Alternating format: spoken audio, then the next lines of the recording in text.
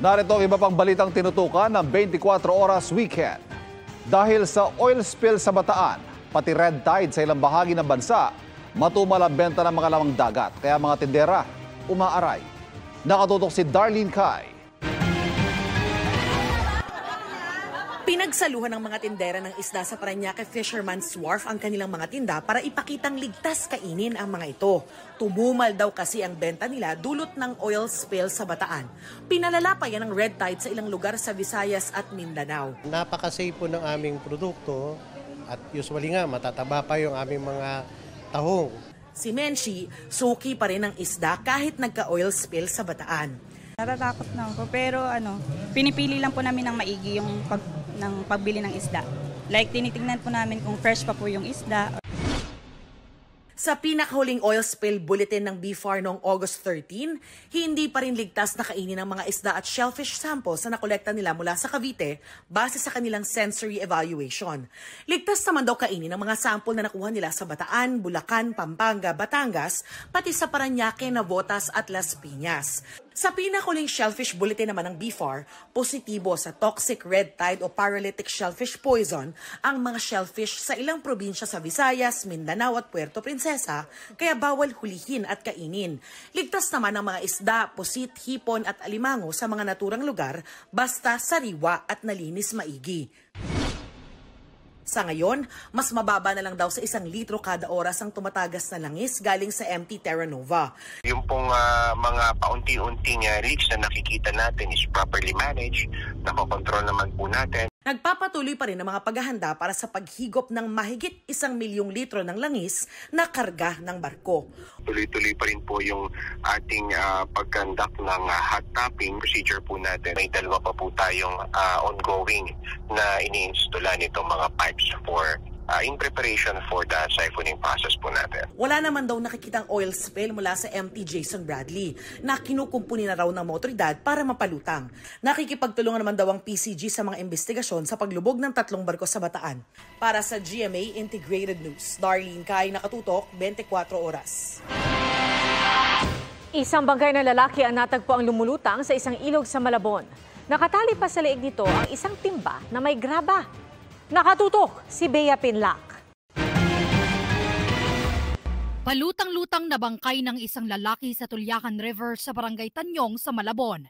Yan daw ang tumambad sa isang mga ngalakal pasado alas 7 ng umaga nitong Sabado. Akala niya kalakal lang din. Pinilit niyang at nakita niya na tao pala ito. May possibility po na nandoon na tayo sa state of decomposition.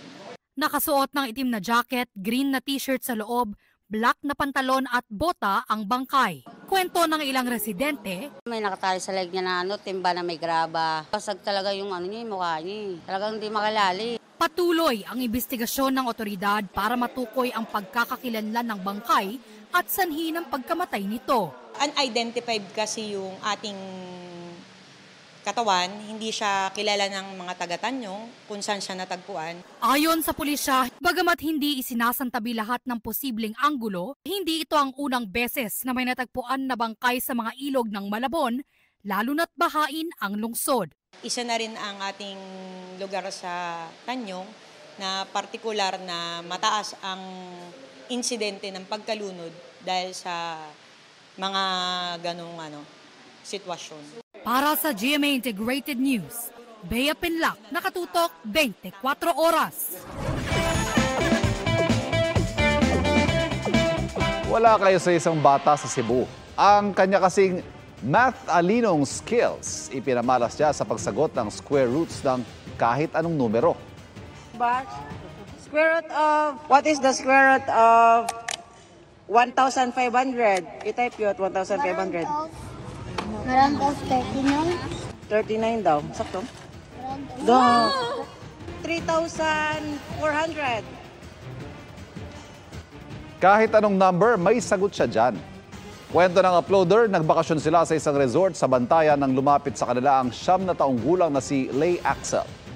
Bida sa kanila ni Lay, handa raw siyang sagutin ang mga square roots ng kahit anong numero, katumbas ng milk tea. Dahil sa kanyang galing, maraming netizens ang napawaw at bumili.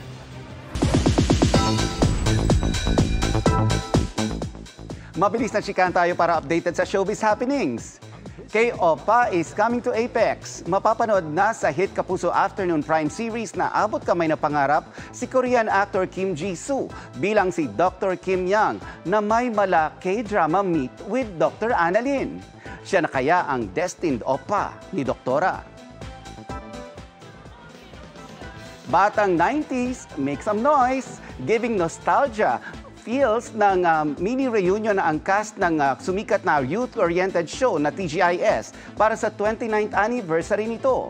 Present dyan sina Angelo De Leon, Bobby Andrews, Michael Flores, Shara Soto at si Direk Mark Reyes.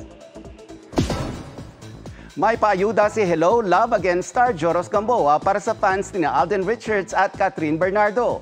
Habang nakabreak sa taping para sa movie sa Canada, enjoy ang tatlo sa pag-stroll sa mga kalsada doon gamit ang scooter. May gym bonding din ang tatlo.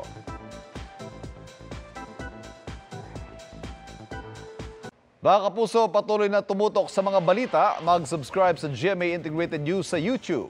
Sa mga kapuso abroad, samahan niyo kami sa GMA Pinoy TV at www.gmanews.tv.